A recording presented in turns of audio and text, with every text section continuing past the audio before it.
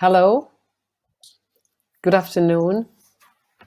Good afternoon and welcome to this panel on old actors and new roles. I see two of the panelists. Hi, hello, Nicole, hello, Felicia.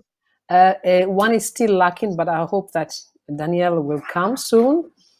What this panel is about, we have seen that in every industrial relations system, we have faced some uncertainties and slowness of traditional trade unions in reacting before the phenomenon of digital platform work. And we could highlight the fact that in all the member states, the slowness of traditional unions has provoked alternative or other actors like quasi-unions to find the way to represent collective interests of platform workers' unions. So here stands the question that we dealt with in this panel: how traditional union could find new ways of representing digital platform workers, and how non-traditional unions like quasi-unions or grassroots unions could be involved in this process of representing collective interests of digital platform workers. So I leave the floor to the first panelist, Cécile Nicode from University Lyon 2 in France.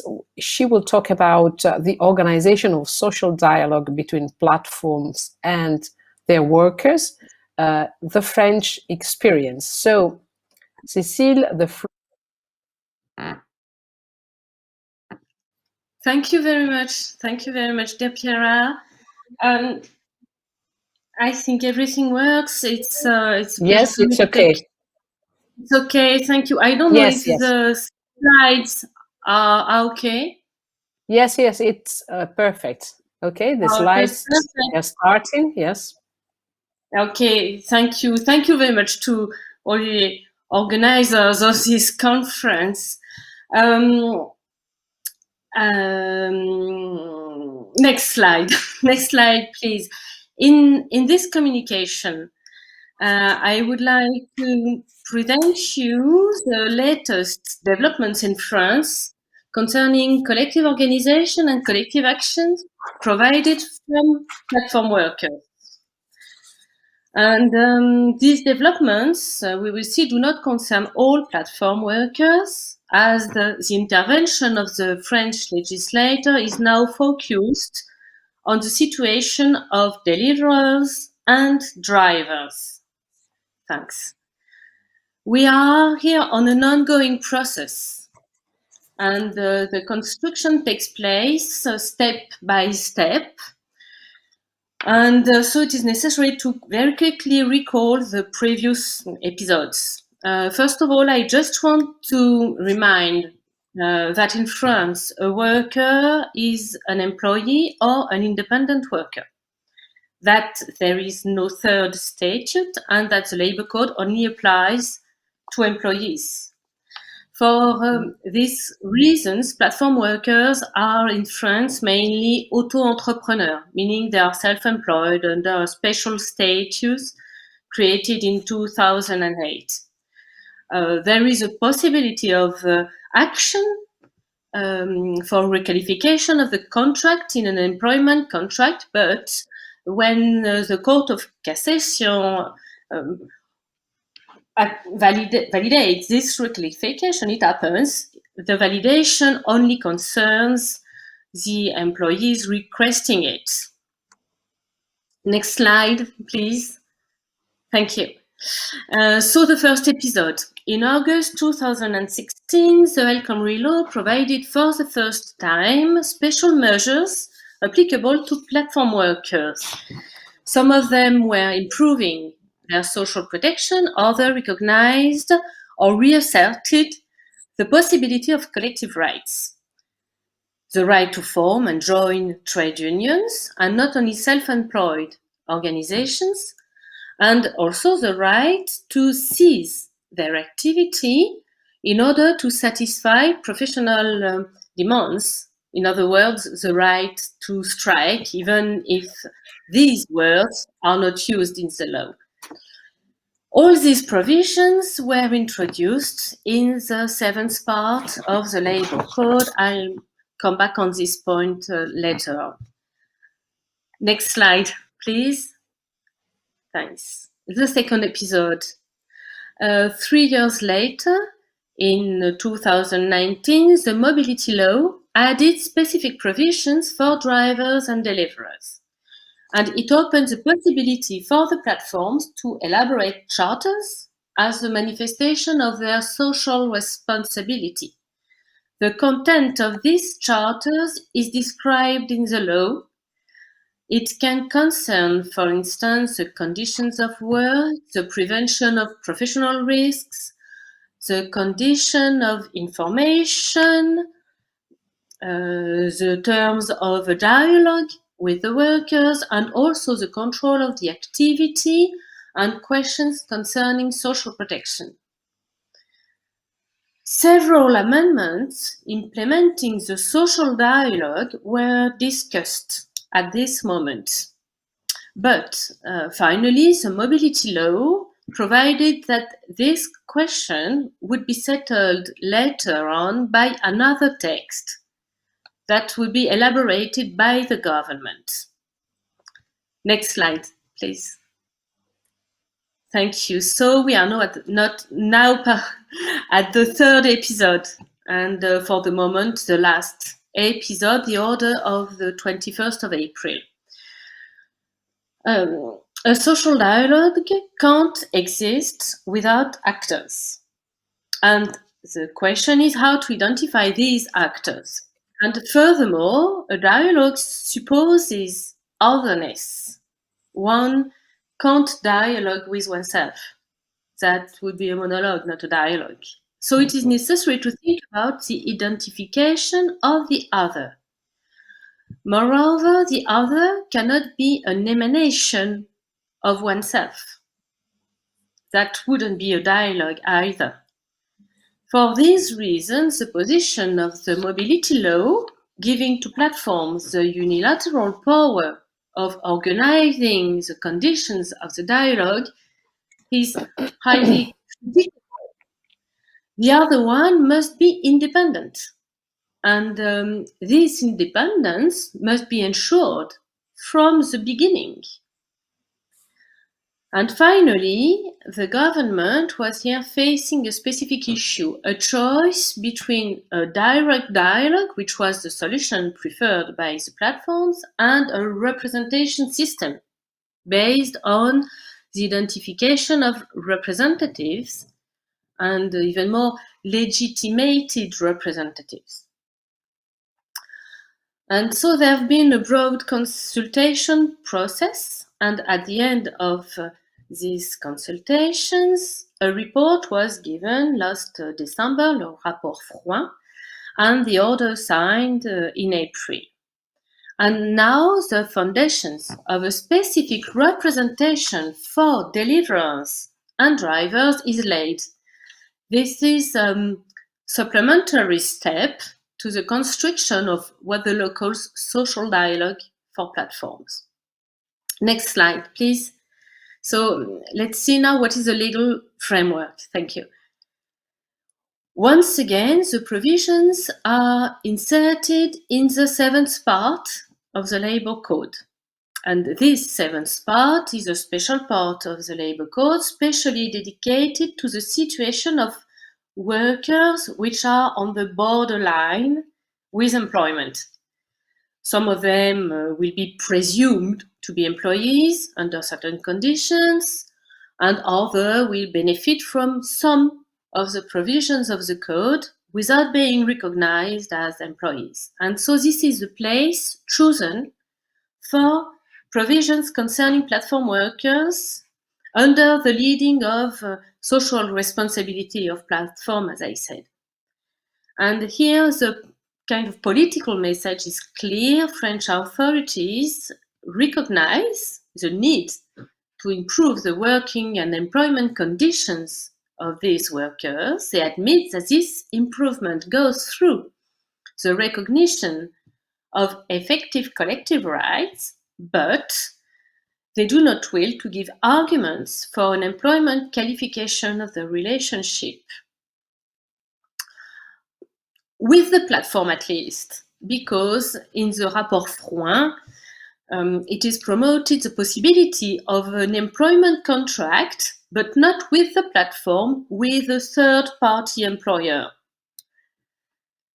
Next slide, please.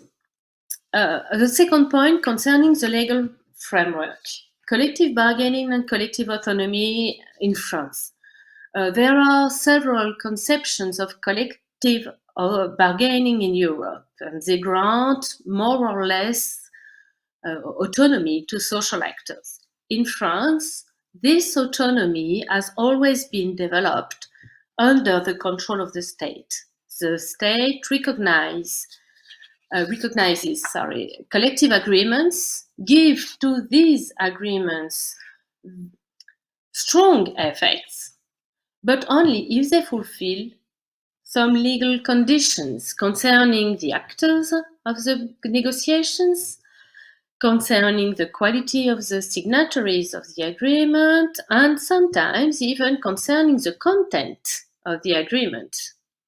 For instance, the administration can decide that the sectoral agreement won't apply to all the companies of the sector if the agreement excessively restricts the free competition, or if it is considered as affecting the objectives of public employment policy.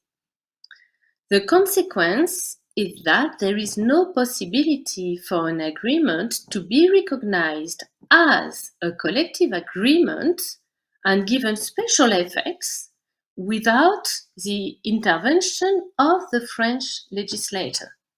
There must be a legal framework. If not, the agreement is a contract, only applicable maybe to the members of the signatory organizations, which is very far from the French conception of collective representation, representativeness, and collective bargaining. The representativeness gives to each union the legitimacy to act for the defense of the interests and the rights of all workers, not only their members. Next slide, please. So what are now the provisions of the Order of April? This text creates a new chapter in the code entitled Sectoral Social Dialogue, not only social dialogue as written on the slide, sectoral social dialogue. And it provides another chapter, Platform Social Dialogue. But this second chapter is, for the moment, empty. Yes, it will have to be fulfilled, but now it is empty. The sectoral social dialogue chapter organizes the representation for drivers and deliverers. What are the main features? This representation will be ensured by unions or associations. There is no monopoly for unions or trade unions. These organizations will have to prove their representativeness. Here again, the text requires the respect of 7 criteria, which are almost the same as those provided in the general framework. And one of these criteria is a condition of audience. And as in the general framework, the expected audience at sectoral level is set at 8%. It is measured by the result obtained in a specific vote organized for this purpose. So there will be the organization of a specific vote, probably next spring, and this will be a vote on acronyms. without individual candidates. The candidates will be the unions or associations. And the results of this vote will allow to unions, associations to designate representatives. The number of representatives will be defined lately. We don't know these points for the moment. Next slide, please. Thanks. What will these representatives have to do? What will be their mission? Nothing is stated in the law for the moment. The purpose of this representation is not expressively mentioned in the law. This is an unprecedented situation. They have a statute, but they have no specific attributions. What are the elements of the statute? They are protected against discriminations. And the question is under the control of a specific administrative authority which will control the terminations of the contract with the platform, which is a commercial contract, recalls the law. No termination of the contract will be possible unless the authority gives its agreement. So there will be a control every time the contract of a representative has to be terminated. And they are also given time for training and delegation time without indications concerning the possible use of this delegation time. And lastly, the text creates a new administrative authority for social relations for employment platforms. This authority is placed under the responsibility of the Ministry of Labour and of the Ministry of Transports. This structure will have a general mission of regulation, dissemination of information, including statistical information. It will promote consultation, and it will organize every 4 years the audience measurement vote.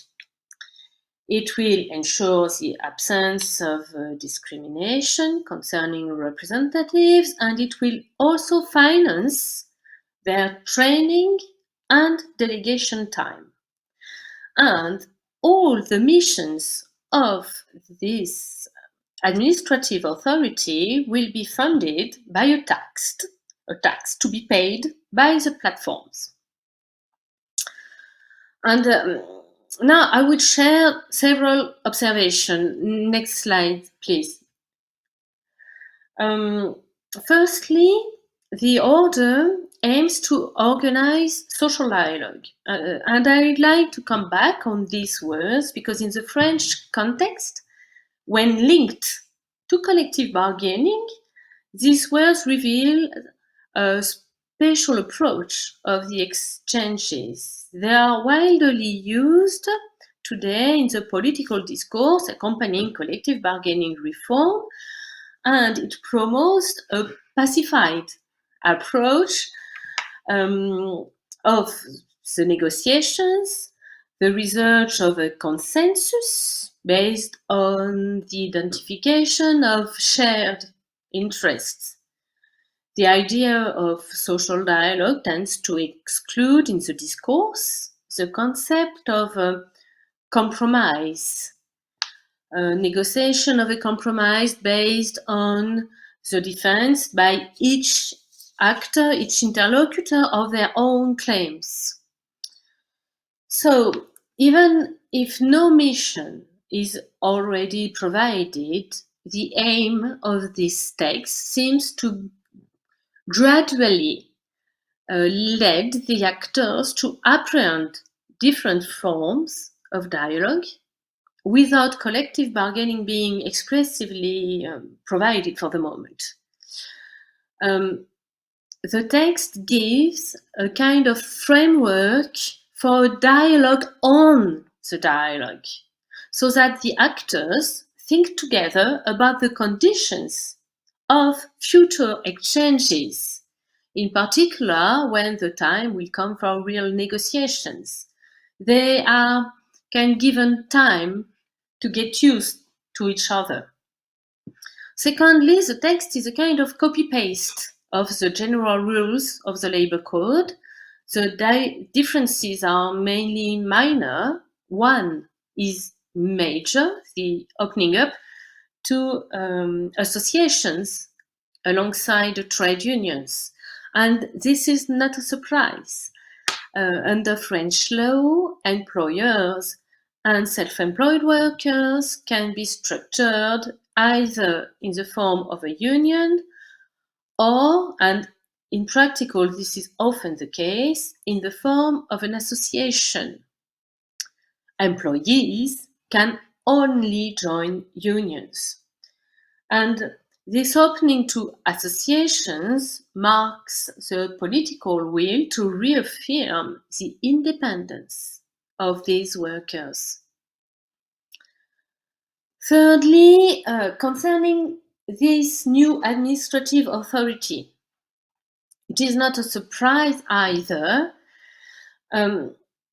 As explained above, the collective autonomy in France is widely under control, and from this point of view, we can think that the role given to this authority, which today is important, but limited in supervising and accompanying the setting up of those who will be the future players in collective bargaining, this role will certainly be extended.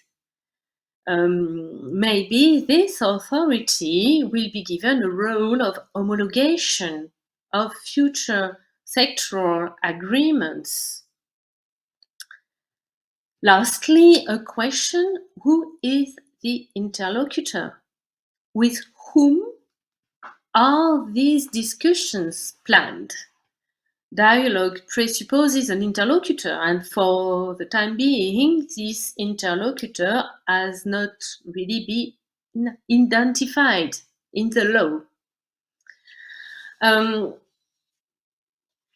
Platforms are often seeking to bypass workers and their representatives. And in the law today, nothing binds them to an organization in order to contribute to this sectoral dialogue. Nevertheless, this is today an important challenge, and the platforms are beginning to structure themselves in order to enter this sectoral dialogue, even if they prefer the idea of a direct dialogue with the workers without the intermediation of representatives. Around 30 platforms have joined together in an association, the Association of Independent Platforms, API. They are platforms of deliverance. And the operators for drivers also have their own federation. Next and last slide, please. Then what's next? Obviously, opening up to collective bargaining is an underlying objective.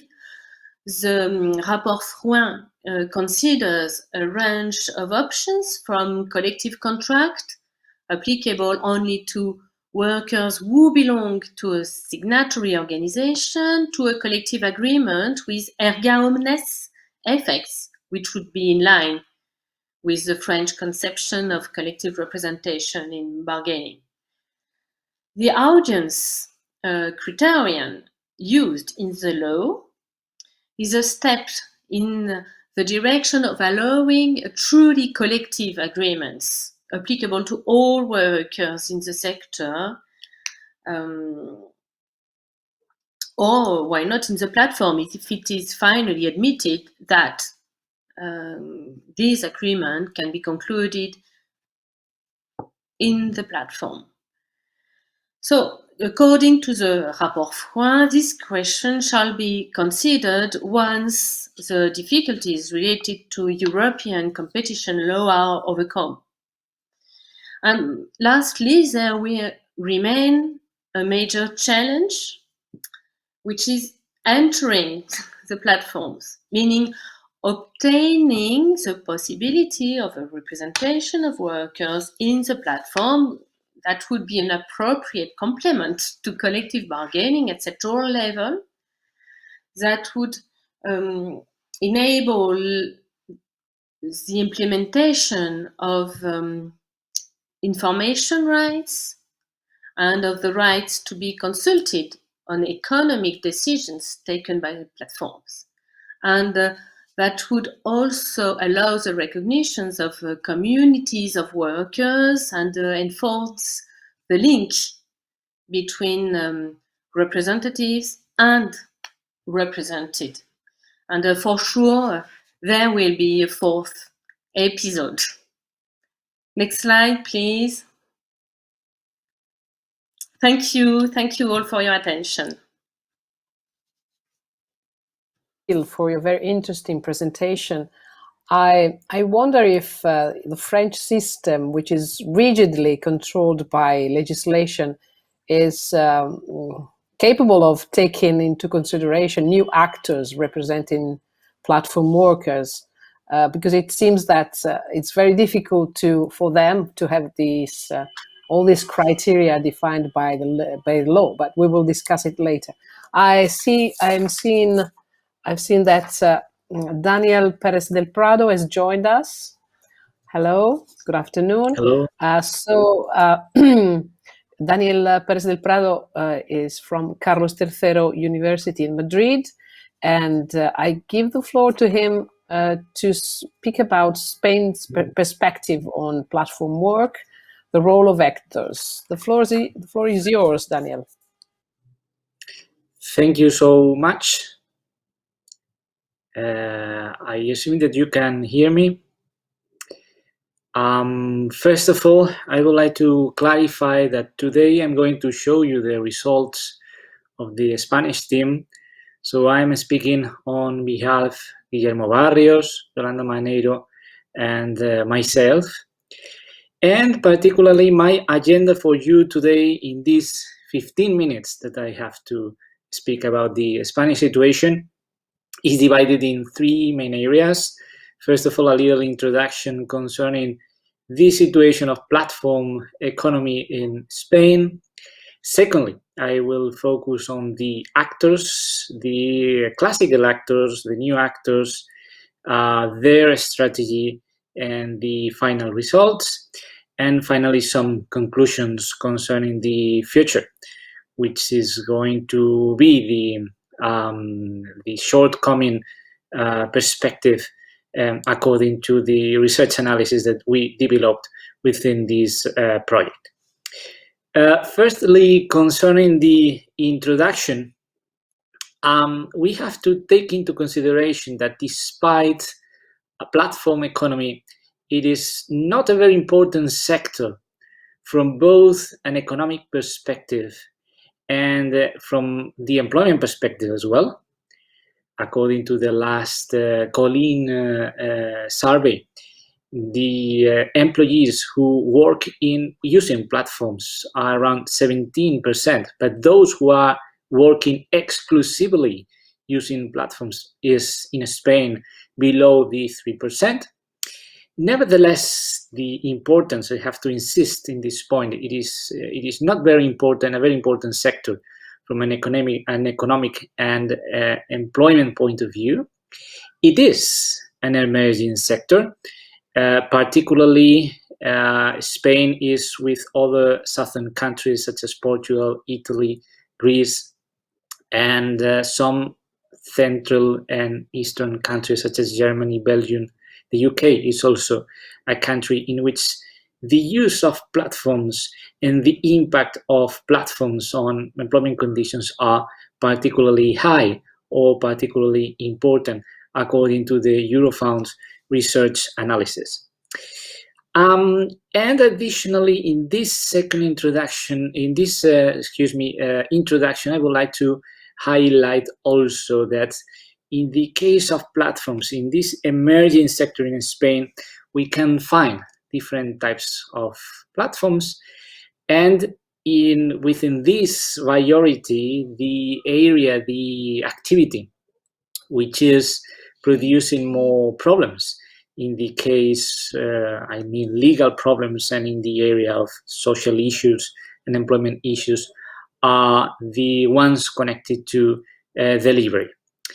In contrast to the situation in the UK, in which the transportation of passengers means another important type of activity concerning labor issues, here in Spain, the protagonist is without a doubt the sector of delivery. And in this context, what is the position of the traditional actors, and what kind of new actors emerge here in my country? Well, at the beginning of our research analysis, we highlighted some important trends, including both public administration, social partners, the government, and courts. Concerning public administrations, for example, the Labor Inspectorate include platforms in the Strategic Plan 2018 and 2020. And that meant that platforms, and particularly labor issues concerning platforms, was going to be controlled and investigated by the Labor Inspectorate.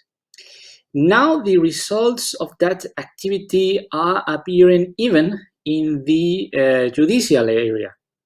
Some days ago, a new judgment from the National Court was published, the judgment from the 5th of May, the last 5th of May. And in this judgment, the court concluded that the fine which was imposed by the Labor Inspectorate to some platforms was correct, and additionally that the platforms were obliged to provide information to the Labor Inspectorate concerning working conditions and particularly working time, including the time registered, the check of the working time. Secondly, concerning social partners, we have to take into consideration, on the one hand, the situation of the classical social partners, and on the other hand, the emergence of new actors. Concerning the classical social partners, despite their reaction was a little bit late, at the end of the day, from our perspective, they obtained good results. In the case of the trade unions, they created new platforms just to inform, to support, to help the employees. We mentioned in our meeting in Vienna the case of Tu Respuesta Sindical from the UGT, or Precarity Work in the case of Comisiones Obreras, the two main trade unions here in Spain. But additionally to this tool, we can also find other examples, such as the creation of a union section in the case of the CNT, or the inclusion of some specific sections within the classical trade unions. One of our guests in Vienna as well was a representative from RUGE, which is the section of the UGT, specialized in young workers, and in this section the work developed by riders and within the platforms have a very, very important role. What about the associations? What about the business associations? Well, here we can find some important conflicts. And these conflicts are connected to the development of the new law that was mentioned by Pierre Aloy this morning, and I will give you some other details after that, the so-called Riders Law. The most important business association signed this law, COE, and as a consequence, some platforms such as Globo decided to leave the most important business association and created their own association. So the result of this strategy, the fact that the classical business associations are representing classical activities along with new activities developed by platforms, finally results in the creation, in the appearance of new actors. But these new actors are not only concerned to the business association, but also with employees. There are new employees associations, such as Riders por Derechos, trying to represent the employees, not from the classical perspective of the trade union, but supporting the idea of that riders are self-employed. And actually, they organized some demonstrations and protests when the Riders Law, the Royal Decree Law 9/2001, was passed by the government. But focusing on the social partners, I would like to highlight another very important point, which is the use or the success of social partners in the area of, in the legal area, in the courts, and also in the political area. In the courts, the success is for trade unions because they decided to include the riders in the most important objectives in the strategy of the trade unions, and they obtained very good resolutions in favor of the interest of employees, setting that the riders are employees. In the parallel panel, they are discussing the Supreme Court resolution concerning or setting that riders are employees. So I'm not going to go into the details of this resolution because there's another specialized parallel panel in this particular topic.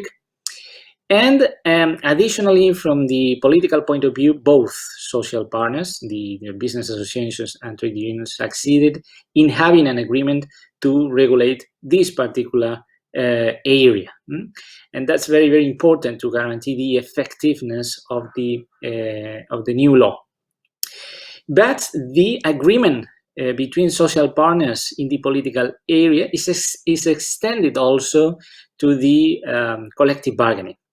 Actually, we have some new collective agreements, such as the collective agreement in the hospitality sector, Convenio Colectivo Estatal de Hostelería, which includes the activities of delivering developed by platforms within its subjective scope. But without a doubt, the area in which the fight was more intense was in the courts. We have different resolutions, most of them in favor of the existence of the employment relationship. And as I've mentioned, finally, the Supreme Court decided to recognize the existence, the application of the labor law. And now we are in a second phase, which is, okay, if this solution can be extended to other type of activities, and the objective of solving other problems connected to the activities of the platforms, such as, for example, the use of the algorithms. It is also regulated in the law, such as Pierre mentioned this morning, but we have also some resolutions concerning this particular topic.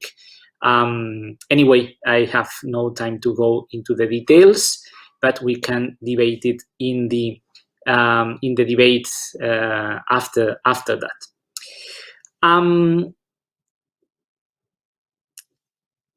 And in addition to the Supreme Court resolution, it is important also to highlight the new law. It is called Rider's Law, but technically is the Royal Decree 9/2001, as Pierre-Aloy mentioned this morning. It is based on a previous agreement, so it was an agreement between social partners and the government. And from my particular point of view, this is the most important characteristic of this law, because it is based on the consensus. This affects, obviously, the effectiveness of the future law, and is the first step to continue regulating this sector, not only by law, but by particularly using the collective agreements as well. Nevertheless, there were some previous points or causes which explains the achievement of this new law. It was a compromise of the political parties in the government, the Socialist Party and Podemos. The poor working conditions become a social concern as well. So from a social point of view, the society was waiting for a solution, a regulatory solution.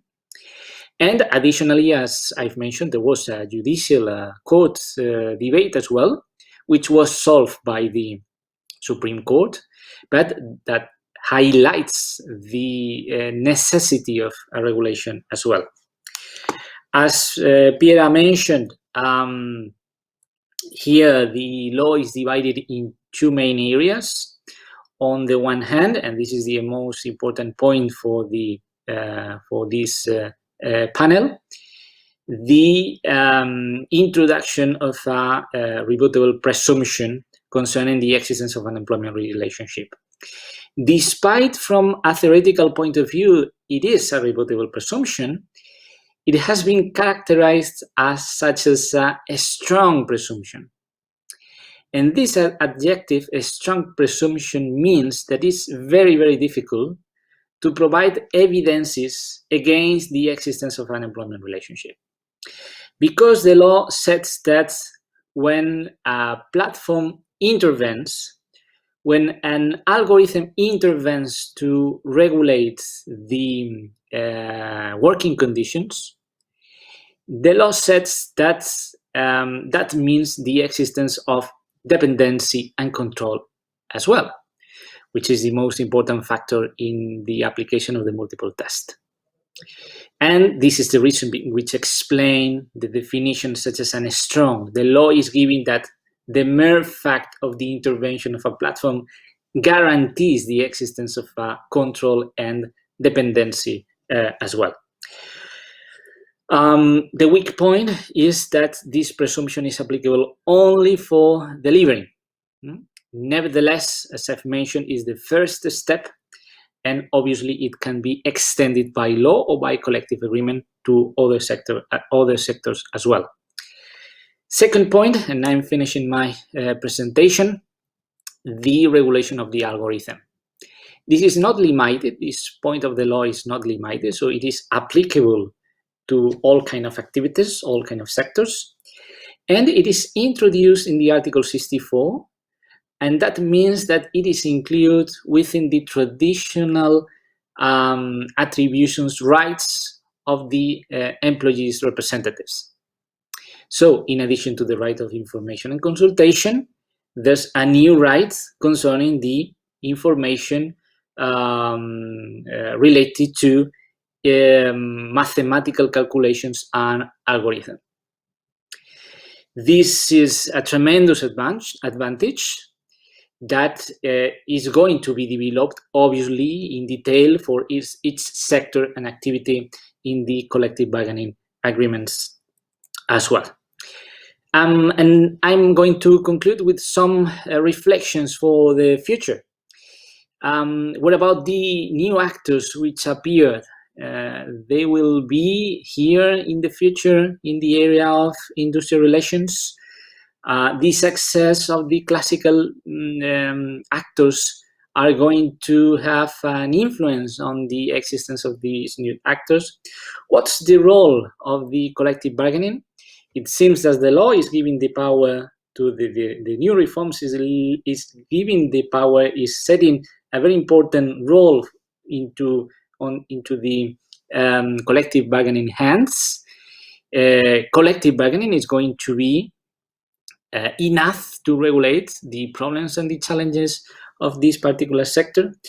And what about the rest of actors, the politicians, the governments, even the academics?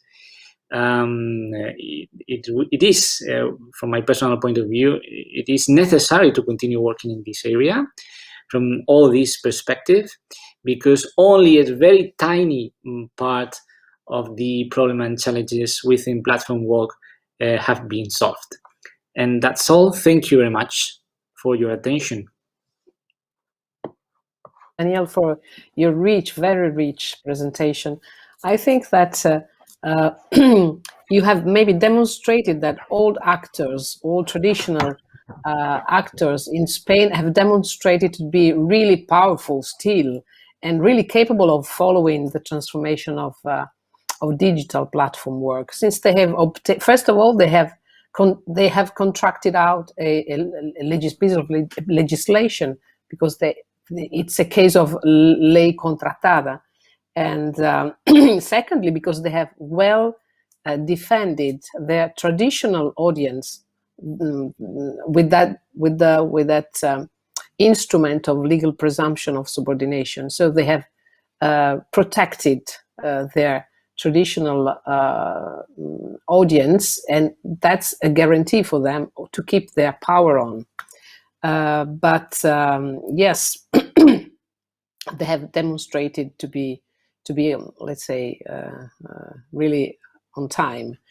Now I give the floor to Felicia Rosioro from Babeș Bolyai, I don't know how to pronounce it, a university in Cluj. She will speak about the smart trade union, new strategies for digitalized labor market. So a new union, new digitalized union. The floor is yours, Felicia. Thank you very much. Thank you very much, Piera. And until my PowerPoint presentation appears, I, on the one hand, say that it is not necessarily a new trade union or a digitalized trade union, rather the old one trying to reinvent itself. So I would like to spend 1 minute thanking, of course, Jose Maria and Elizabeth, and all those who made a lot of effort in organizing this conference, which seems to be more difficult to be organized online than on-site or physically speaking. So I thought a lot about the topic of the trade union, because in 2019 we started with a topic called old actors and new roles. And in the end, I thought that maybe the roles are quite still the same, if we think that finally maybe for the moment being the most important role of the trade union would still be negotiating. We saw that there are more and more frequently negotiated collective agreements that provide rights at least for some platform workers, if not to large categories for the moment being. And the idea behind this topic was that, just to start a little bit with the context, Industry 4.0, or this new digitalized labor market, came with a new patterns of work that caught us a bit unprepared. Everybody was surprised in a good sense, because let's face it, it's really awesome to have food at your door just tapping a little bit on your phone. But on the other hand, this new aspect came with a sort of a reset of rights. So just because it was new, there were no rights applicable to those who perform work, no fundamental rights, no human work protection, no human dignity. So it kind of restarted the debate and led to important efforts to the recognition of protection of platform workers. And of course, an important part of their protection is linked to collective rights.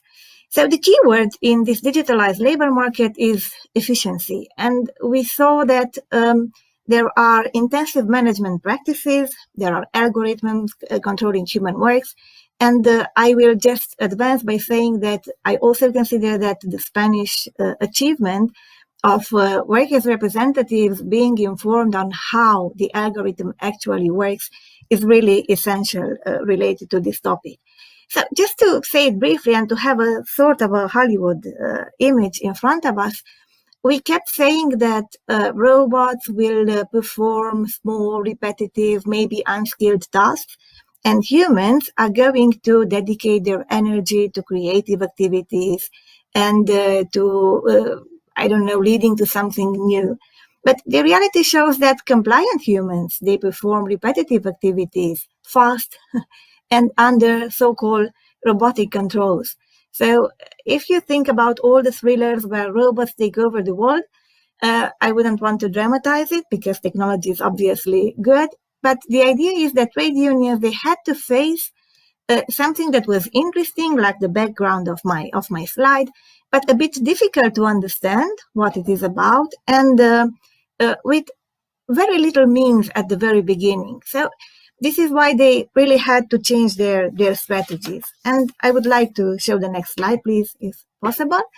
They faced different obstacles. And this morning we saw that in Elizabeth's presentation, and then at European level in Tomáš's presentation, and then at a more comparative level in Piera's presentation, that there are a lot of legal obstacles. And there I would say that strategies, they were also kind of traditional and having recourse to conventions and to fundamental rights and to constitutional rights and so on. But on the other hand, we have a lot of factual obstacles. So trade unions, they have to face, and thank you very much, they have to face elements related to the fact that there's a lack of visibility and lack of data. And this is especially the case of crowd workers, of those workers who work online. They are often hidden under the code. We cannot see them. It seems that some automatic process just delivers us the result that we wanted. And here, trade unions, they have faced particular difficulties in recruiting such workers and in, becoming aware of the difficulties such workers face and in properly representing such workers. And on the other hand, I would say that maybe one of the most important elements used to be, and in many European countries still continues to be, a lack of community. This digital labor market is built on a solitary structures. Just think about the riders who deliver food, and they have their eyes on their phone. They don't even watch where they are going, always running because they are always have to perform tasks very fast, not collaborating with anyone, not having a human normally behind them, in isolation, and it is really a sort of the gig work or task-based work, and often geographically dispersed. So I would say that a part of the trade unions' renewed strategy was linked to creating such communities and to finding those workers who were hidden online. And again, we saw that there's a lack of interlocutor. Today, several times it was highlighted the fact that platforms, they are not really willing to negotiate. So we should bargain, but the main problem is with whom. And maybe this is not an obstacle. Trade unions, they also had to face parallel actors emerging in this digital labor world. And I would say that a part of their smart strategy was to create coalitions with such actors when it was possible, or to give support or to give information, because in many cases, as we are going to see a bit later on in some examples, platform workers, they lack information, but they also lack financial resources.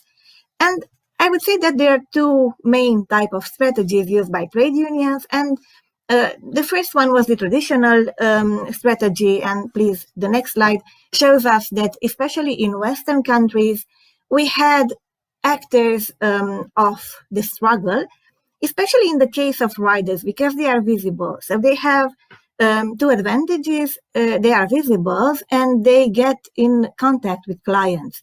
So there's a weapon there in the sense that if we raise awareness among the clients of how precarious this job is and how bad the working conditions are, it would lead to a pressure on the platform. So we might get to an improvement of such rights. And just to summarize it, because time is running out, trade unions, traditional trade unions, they tried to integrate such groups of self-employed workers, either formally in their structures or informally. And we can find this idea in Norway or in Netherlands and in Austria, in Germany or in Switzerland. And informally, I would say mainly in Belgium, but of course there are some other examples. There are also independent unions, quasi-unions who were created, and we also have independent groups of riders, of self-employed workers who are acting on their own, and sometimes they were supported by trade unions.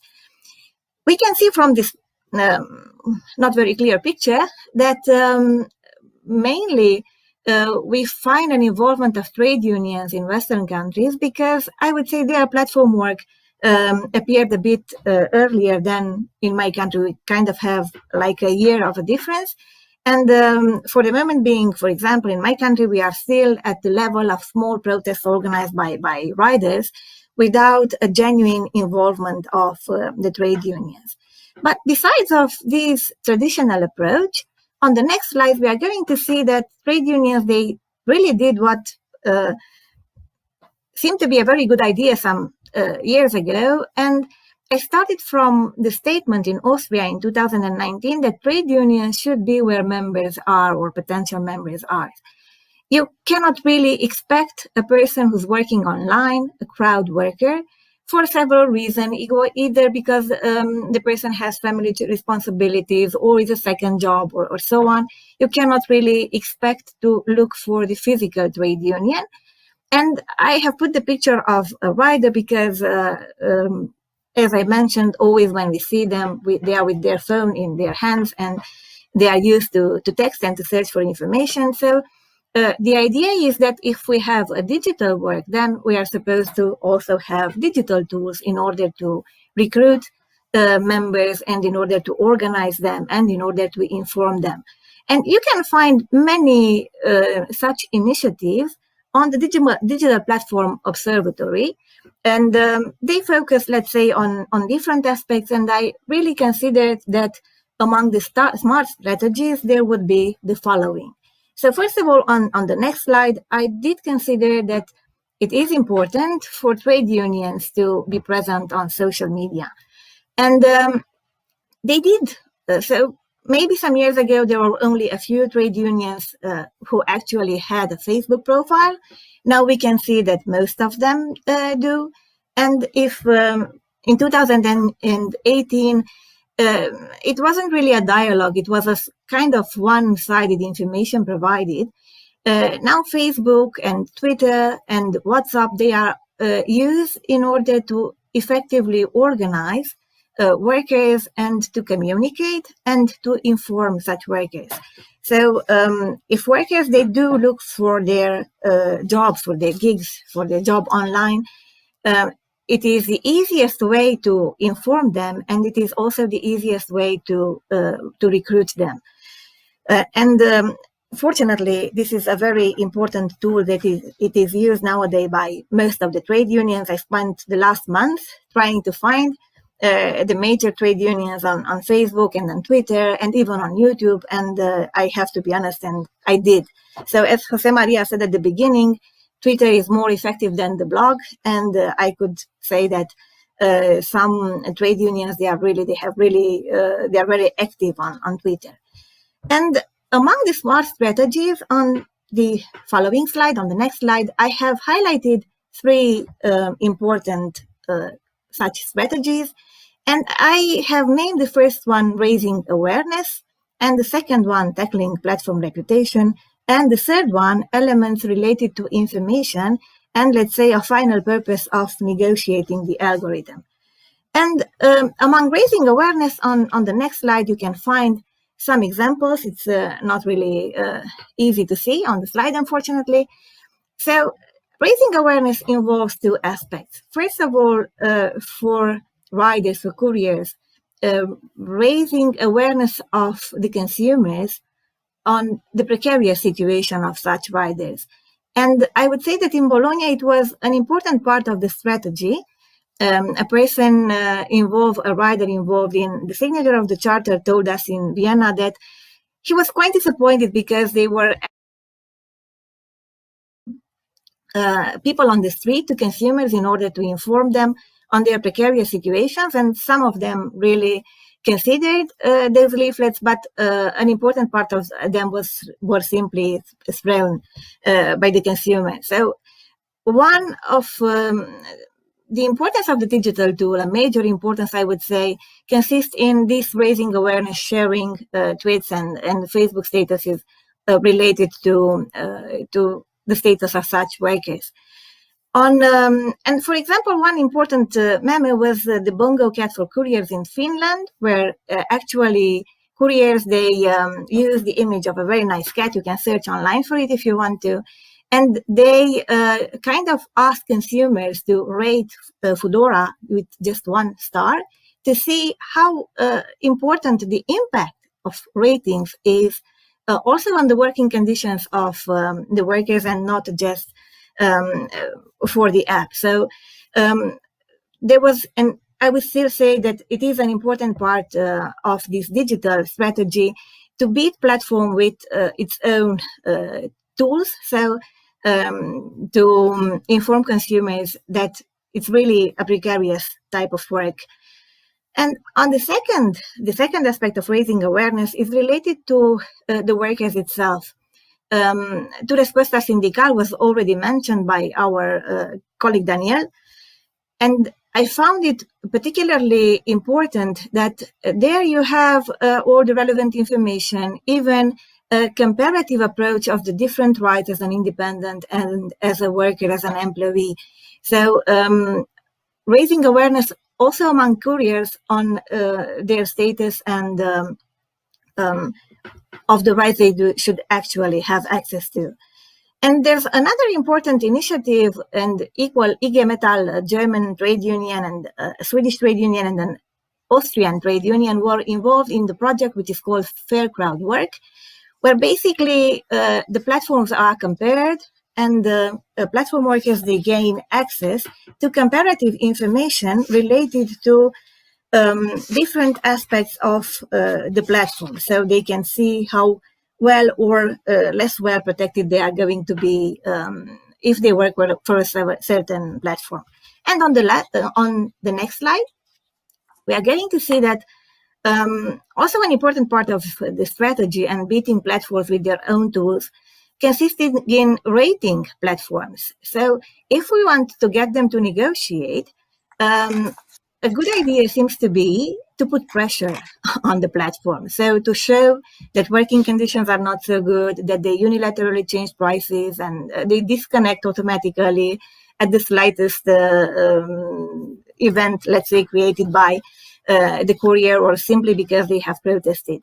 So we have here examples of the Fair Work project, where it considers rating platforms based on 5 criteria, including that of representation of workers or the fair crowd work. And a representative of the union and trade union confessed in Sweden, and this is my almost last slide, confessed that they did find particularly interesting the fact that they paid crowd workers in order to answer questions and to review platforms. But in the end, it was a part of their strategy, and it has proved to be a success. What it also consisted in involving local authorities, as it was the case of the Charter of Fundamental Rights in Bologna, and putting pressure on the platforms. Or today we also heard about the code of conduct, so I'm not going to insist too much on it. And the last part of the strategy on our next slide, and almost the last one, is the very important element brought by the lay rider that already Piera and Daniel spoke about. It is really important for the protection of workers, for their representatives, trade unions, because we speak now about the trade unions, to have access to how the algorithm works and how the workers' profiles are built. So in the end, let's say the most renewed strategy consists in how the platform works and how it could be negotiated. Thank you very much. And I hope that I wasn't too long. Thank you. No, you were perfect. Thank you, Felicia. I like very much the traditional idea of traditional trade union creating communities, and in my view, this creating community is to enhance solidarity between workers, and how the new tools can be used by traditional or new unions. So digital tools actually can raise awareness, but also can build community between workers and can enhance solidarity. That seems your opinion, and I of course I share it. Now I think that it's time to see, first of all, if there are questions from the audience. The organization should give me some materials. Otherwise, if we are not able to see the questions, I think, my God, there are questions, but I have to wear my glasses. Otherwise, I can't read them actually. But it's not clear. I don't know. Is there any way to have them in another version? Not for the moment. But otherwise, I don't know, just wait for a few seconds if the organization is able to give me in another format the questions. Otherwise, as I was saying before, I think that maybe each of you can express his or her ideas on the fact that it seems that these three examples that we have listened, actually the French and the Spanish one, and then the comparative, more comparative one by Felicia, it seems that unions, sorry?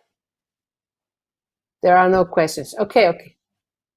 Okay, they have to raise their hands. Okay. So in the minutes that we have, I think that I can ask a question to the panelists, and they are, of course, they are free to answer. Don't you think that anyway, unions, both traditional unions and new unions, need the auxiliary function either by the law or by the, as Daniel was saying, by the case law, for example, in classification litigation or misclassification litigation of platform workers? Or do you think that it's we are in times where unions are strong enough, like in Spain, for example, to be autonomous from the legislation, and on the contrary, unions has helped legislation to be enacted, like in the recent lay rider, or as Felicia was saying, using the digital tools, unions do not need any support from the legislation. So I don't know if I was clear enough in the question. I hope that you caught it. Who wants to speak first? Yeah, Daniel, you kind of raise your hands. Okay. Well, I would say, on the one hand, I would say that despite the results were good, we have to take into consideration that traditional social partners and classical trade unions, as you mentioned, were empowered or were under the pressure of the circumstances as well. They are acting in this particular area because they felt the pressure of an emerging problem with a clear social impact. But at the beginning, they arrived late to this debate. Fortunately, they decided to become involved in this debate. And as I've mentioned in my presentation, in the case of Spain, with some success. On the other hand, I would say that I think that is necessary the intervention of the law, that is necessary the intervention of other actors, such as the case of the courts. The debate that started in the courts continued with the law, but now the protagonism is going to be on the collective bargaining hands. And this is a challenge for social partners as well, because it is not enough the classical solutions delivered by the collective bargaining. It is necessary a mix between the classical solutions, or a classical solution which is the collective bargaining, and new contents. And I think social partners and trade unions particularly have to take a decisive role in this debate and not wait for the law. The law is necessary, but the protagonism must be on collective bargaining and on trade unions, and particularly on social partners, and particularly trade unions, such as representatives of the weaker part. Oh, right. I agree with you. Also in Italy, it was a kind of political pressure to adopt legislation on couriers, on riders. But what you said, it's important that social partners did not escape to their roles. They accepted the call, let's say, for political reasons also. I don't know if Felicia or Nicole have something to say about that. Yes, please. Yes, I would. So my idea wasn't necessarily that they can do it without the law. So I do find it important because we still have 10 countries in the EU where trade unions cannot represent self-employed workers. So they really need legal empowerment. And I do consider, because I'm a subordination addict, I do consider that it was maybe not the shortest but the safest way in getting platform workers, or at least riders or Uber drivers, reclassified and granting them the legal protection. So it is, in the end, maybe the safest road when it is possible to apply it. So it doesn't necessarily work in all the cases. The idea was that before being legally empowered, at least in some countries, trade unions, they had to, to put pressure on the legislator to show that there's a problem and that there's a lot of people that have to be protected and have to be represented. And they also faced, in my opinion, a sort of a lack of confidence on behalf of some platform workers, because we spoke several times that its platform work is an easy access work, but that it allows for people who difficultly find a, let's call it, regular job. They find their place on the market. And maybe in many cases, those people, they do not really feel themselves to be represented by trade unions. So I think that we are losing. You cannot hear me anymore? Okay, now now it's starting again. So yes, you can start again. The internet is, I'm going to have exams starting from Sunday, so it's getting ready for the exams. I do think that they also had to gain confidence of platform workers, that they can actually represent them too, and not only employees. And I would say that today Frank Mahold kind of advanced the idea that they kind of had to step on their heart, because integrating self-employed workers, at least in some countries, including mine, it is seen as a step in eroding the model of employees. So in kind of putting in danger, if you want to, it's maybe too hard expression, putting in danger the typical model of employees and independent workers if we kind of start recognizing and defunding also self-employed workers. This is a purely traditional approach. So I do consider that law, if not necessarily, is definitely useful. In my country, it will be fundamental to allow such workers to be represented. Whereas I think, Nicole, just to call you again on the floor, I think that maybe the French model is a model where the legislation is too present, maybe. So the unions are a bit comfortable in their position, and they let the law do everything because they are fine with that. Don't you think so? There isn't, we don't find the same movement, at least as Felicia has described, of non-traditional unions and so on in France, or is it a false perspective, maybe? Oh, I don't think it's quite a false perspective, because as I tried to explain it, in France, as all the system is under control of the law, there is a kind of a position of waiting the law to open the doors. But trade unions, associations were widely consulted during the preparation of the rapport Franck, and they were associated to the elaboration of the system. But what we can say concerning the order of 21 is that finally the order opens the representation to trade unions, associations, but there are conditions to be fulfilled, to be considered as representative, to have representativeness. And these conditions, I think, will be more easily fulfilled by traditional trade unions. I think that the condition of our audience, for instance, measuring audience with a vote implies that there will be a kind of campaign, electoral campaign. And I'm not sure all kind of organizations are on the same situation from this situation. And it's a legal framework that gives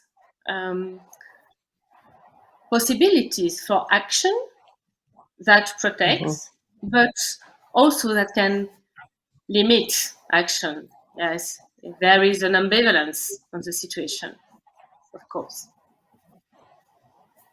Thank you. Now there is a very long, thank you, Nico. Cecile, sorry. There is a very long question in Spanish that I'm trying to make a resume, una reflexión en el marco normativo como en el español, donde la negociación colectiva se reserva para los trabajadores asalariados y donde además se presume un centro físico para la efectividad de una gran parte de los derechos colectivos, representación, participación y negociación colectiva, con una consideración de orden público, de la regulación sobre todo ello. ¿Qué papel puede jugar la negociación colectiva y el sindicato? ¿Podría entenderse que en un contexto así se vacía el efecto útil de numerosas normas comunitarias al no existir representación de los trabajadores posible? Wow, it's a very long one. Yes, maybe you could answer, Daniel. There are a lot of very, very important topics in this question. Yeah, sure. First of all, within the area of employees, the classical employment relationship, it is absolutely true that not only in Spain but in other countries, the law doesn't guarantee the representation there, and that's the debate: if it's necessary or not, or if it's necessary to introduce another actor such as the trade unions to represent the employees in that areas. But on the other hand, another debate is, okay, if we assume that even enlarging the limits of labor law, there are going to be people outside labor law, such as self-employed. It is necessary to guarantee collective bargaining also for self-employed. And here, new challenges and new problems emerges, such as the problems with the competition law at EU level and the exceptions to the Article 101. From my personal perspective, I think that it's necessary to go in that direction in order to develop a sort of collective bargaining also for self-employed. Actually, in Spain, we have a sort of collective bargaining for self-employed, and eliminating the exceptions at the EU level as well. And the reason is that even, as I've mentioned at the beginning of this intervention, even in the best case that is having a very broad coverage of labor law, in the platform economy, there are going to be people outside labor law. And it is necessary to guarantee decent working conditions also for those self-employed as well. And I would say even appropriate social protection also for them. Yeah, I don't know if you, Cecile, and have understood, and of course, Felice, have understood what more or less is the question from what Danielle was saying. The very wide question is the question of representation, or how to enlarge representation, and how to enlarge the scope of application of collective bargaining, also to people self-employed, of course, but also to people who wouldn't be represented finally in digital platform work. Do you see it as a central problem in unions' action? Do you think that unions should go forward in trying to enlarge the scope of application of collective bargaining to guarantee social rights, finally, fundamental rights? Just really seconds. We have seconds for each one. So if it's okay for Cecile, I'll answer first. Platform work is so diverse. We focused on riders because we see them, but in the end, there are so many problems, and these problems, they go beyond payment. I agree to Danielle. Maybe one of the most important obstacles today is the fact that we cannot agree on prices, or we cannot fix minimum prices. But what we could maybe negotiate is that once we have an hourly rate, the platform could not unilaterally change it to piece rate, or they would need our agreement, or they could not automatically disconnect us. So there are many other rights that could be negotiated, and I would say that it is maybe one of the most important, if not the only possibility of genuine protection of such platform workers, because the law cannot regulate, for the moment being at least, for each different type of platform work. In the end, we cannot have specific laws for, I don't know, the particular aspect of each sector or of each type of activity that involves the use of apps or online work. And the fact that there's no typical workplace, geographical workplace, and so on, here I would say that the digital tools I spoke about prove to be very important. I mean, I can organize a Facebook group and they can vote, and I can inform, and I can ask people what they really want or what they find important. So, because I do not have the typical workplace where I can, I don't know, distribute leaflets and so on, I can use the digital tools in order to inform them. And for example, on one of the tools I mentioned, the Fair Crowd Work, for crowd workers, obviously, the first question that appears on the screen when you click is, did you know that there's a trade union representing you? So you can search which is the closest to you related to the country, and you can actually at least be informed of what you can ask for or how you could be protected. Yeah, sure. Thank you. Nicole, last words? Yeah. Last word. Once again, I totally agree. I think there is a very wide consensus concerning the interest of collective bargaining in improving working and employment conditions for these workers. And as I said in the rapport Freund, it is expressively said that this question will be considered when there will be guarantees there is no difficulties with competition law, European competition law. So I think everybody considers today collective bargaining, collective agreements are one of the ways to improve this condition of work and to go to the condition of a decent work, and that would also allow to realize these rights to collective actions. Thank you, Cécile. Well, let me thank you first of all for this panel, which was really interesting. But let me thank you, generally speaking, all of you for having worked so intensively, and it was really a pleasure to make research with all of you during these years. A big hug. Arrivederci. See you in half an hour in the plenary session. Okay. Bye. Bye. Thank you. Ciao. Thank you. Bye-bye. Bye.